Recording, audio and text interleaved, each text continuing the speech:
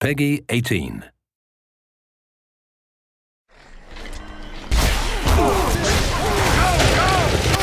I enjoy making the sounds for these things. Maybe it's a bit of a macabre career choice, but there's always a new way to make somebody die. That sounds horrible, but it's true.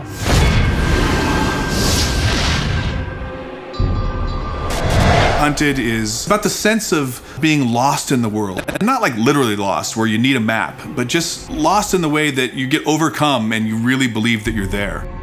The goal for me is to try and get the player to be excited about what's around the corner. You know, what's happening next? What can I find? What's gonna make the hairs on the back of my neck tingle? You know, we talk about that a lot with the music.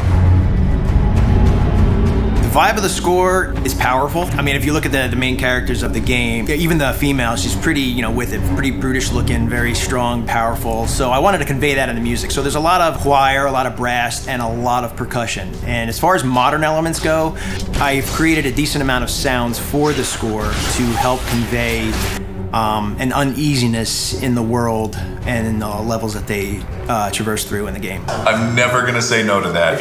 I mean, there's a lot of weaponry, a lot of spell casting, and a lot of hyper crazy kind of sound, but in general, the overall approach is very ambient and kind of creepy, maybe a little bit horror in places.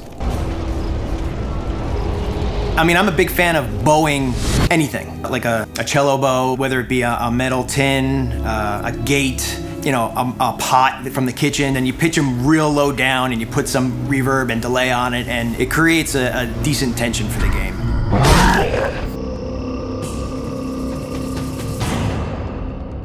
Every sound in the game is designed. There's nothing like a stock library sound in this game. So every single sound, even like the small impacts of the wood breaking as a body falls into it, it's, you know, a multi-layered sound of like crunchy stuff up top and then this stuff up here. These things make really great whooshes for like the arrows, you know, as they pass by your head. That's how you make them. Cutting it close there. Ooh, a good death rattle. I'll take chocolate syrup and tomato paste and corn syrup and I'll mix it all together and just like stick a mic in there and just, you know, make some really cool beefy sounds. And then when that stuff like splatters and you hear it after you kill, it's really satisfying. You want to imagine the blood splattering on the ground. You know? If you're into that sort of thing. Sometimes I don't think about that. I never think about that.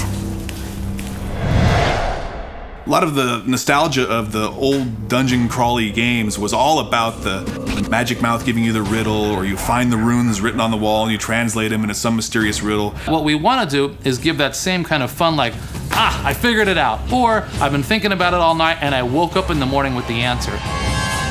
We wanted the puzzles of our game to blend into the mythology and blend into the environments and be true to where they are. You know, you may break through a wall and find out there's a huge other area behind it that you didn't know existed, and those are all over our world. The sense of discovery and all of the emotions that walking down those dark corridors invoke is really, to me, sort of the essence of the foundation of what these games are built on. Because your responsibility is to give people what they're looking for, but once you've done that, and then you got to give them some things they didn't expect.